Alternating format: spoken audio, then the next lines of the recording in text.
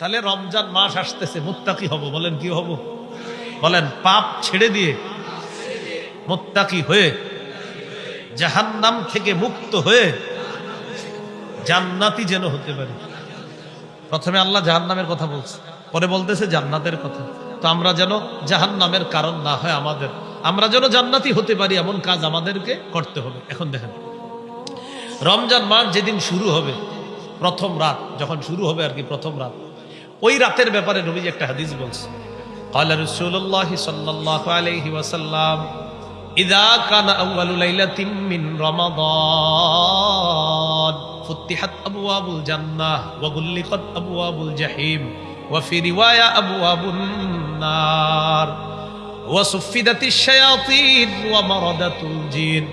নবীজি বলেন, রমজানের প্রথম রাত যখন শুরু হয়, এ সাহাবীরা এভাবে ডাকতেন সবাইকে, শোনো প্রথম রাত শুরু হয়ে গেছে, আজকে জান্নাতের সবগুলা দরজা খুলে দেওয়া হয়েছে, আজকে জাহান্নামের সবগুলা দরজা বন্ধ করে দেওয়া হয়েছে, আজকে শয়তানকে শিকলে বাঁধা হয়েছে।